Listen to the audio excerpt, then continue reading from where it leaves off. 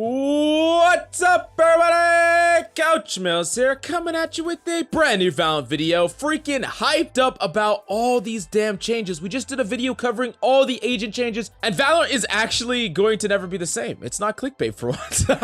But this video is even more important because not only did we get a lot of weapon changes that we're going to briefly talk about the really important ones, but there is huge changes coming to walking and shooting and accuracy. It's just going to change the way the game is played for the foreseeable future. So we're going to be breaking it all down, so make sure you watch to the end, smash the like, subscribe, and right now on the GameLeap website, there's never been a better time to climb the ranks of Valorant. We got everything that you need to dominate the opposition, really climb the ladder, and we're going to be doing new revised courses for every single change included here, so definitely go check it out right now down below. But without further ado, let's jump into the video.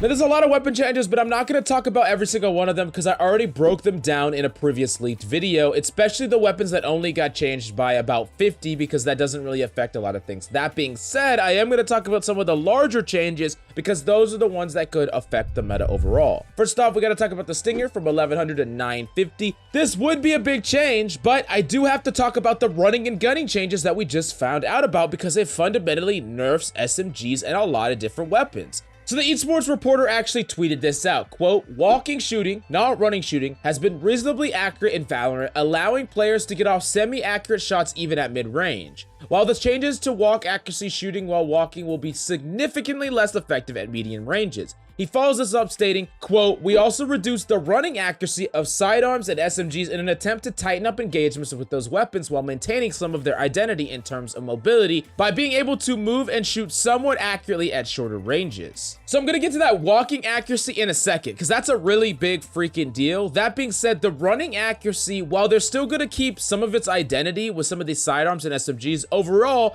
the running accuracy is going to be quite a bit nerfed and tightened up a fair amount.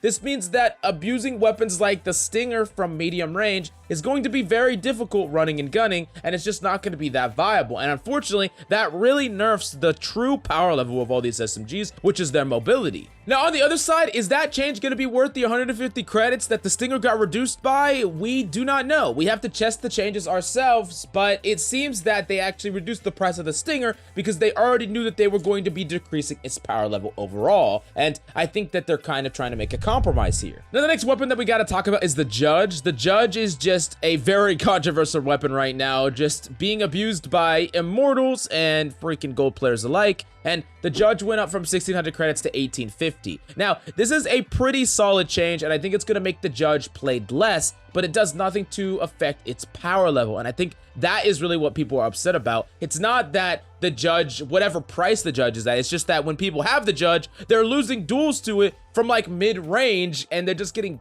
like killed almost instantly to someone who has no jumping and no movement penalties, or what feels like nothing. Now, that being said, there might be other changes to the Judge in the future, and we will see less of it because it's going to be more expensive, but I really think that this is more like a band-aid fix rather than actually fixing the problem. But some people might not agree. Some people might think that the Judge doesn't need to be touched at all, and I really want to know your opinion about that. Do you think the Judge needs to go in its current state, or do you think that it's a fun gun to have in a game like this? I really want to know your opinion about that and why. Now, the next weapon that we got to talk about is the Guardian from 2400 to 2250. Now, this 150 price decrease is actually a pretty big deal for the Guardian. The Guardian has always been in the shadow of its big brothers, the Vandal and the Phantom, and now that it's such a far price away, it's going to be reasonable to play the Guardians, especially when you're challenging long sightlines, when you just can't even hope to buy those better weapons. You're gonna have situations where you're gonna be able to buy that Guardian and armor and a little bit of abilities rather than freaking try to get that armor with the rifle. And the Guardian just being cheaper is just gonna make it a more usable weapon at what it's good at, which is not challenging close up, but far away. So definitely keep that into account before you buy this weapon. But the last weapon that I really wanna talk about here is the Operator. We mentioned it previously with the Jet nerfs that we talked about. You gotta go check out that other video if you haven't seen it. But the Operator went from 5,000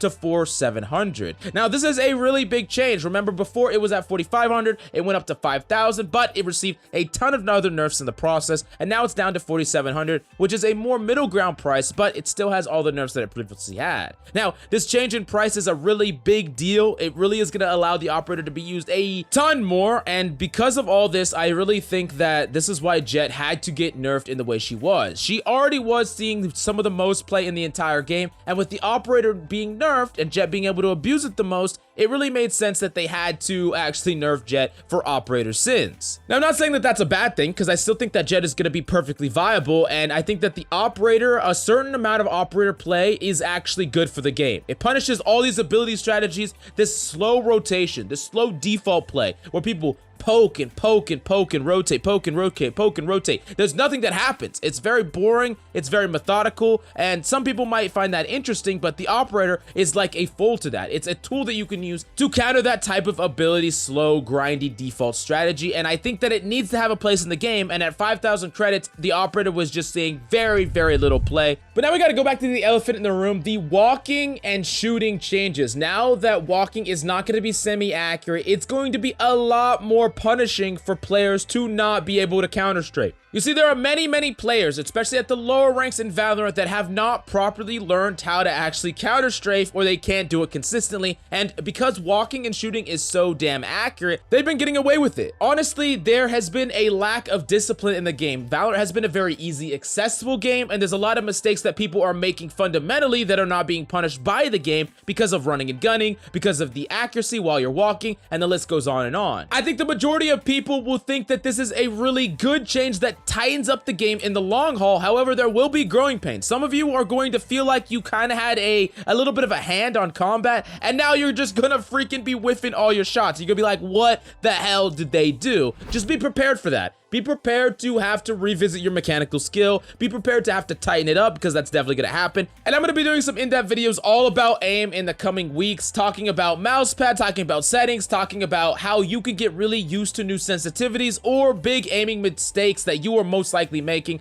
so that everyone doesn't have, you know, all these growing pains that are definitely going to be coming out at the start of episode 3. But overall, while this is going to hurt, it's going to be good for the long haul of the game, making it more streamlined, more competitive, and a lot of people are just not fixing some of their fundamental errors because the game rewards you regardless, and I just don't think that that's good. It makes it so people just aren't improving, and I don't like that at all. You need to be improving and then getting past your thresholds. That is the best way to have a game, not a game where people just keep climbing and climbing, and even though they have all these mistakes, it doesn't even matter. I don't really think that that's a great thing for the game and for the players even. Then definitely let me know what you think about all these changes, and go to the GameLeap website in the links down below for high quality in-depth advanced guides, VOD reviews, tips and tricks, aim courses, and we're going to be doing tons of in-depth content over episode 3. So if you really want to leg up on your competition and to climb the rank ladder with ease, definitely go check it out in the comments down below. But thank you so much for coming by. I really hope you enjoyed the video. Sorry if I sound like I'm on crack. I woke up and chugged like 3 energy drinks, but I love your faces, and I'll see you next time.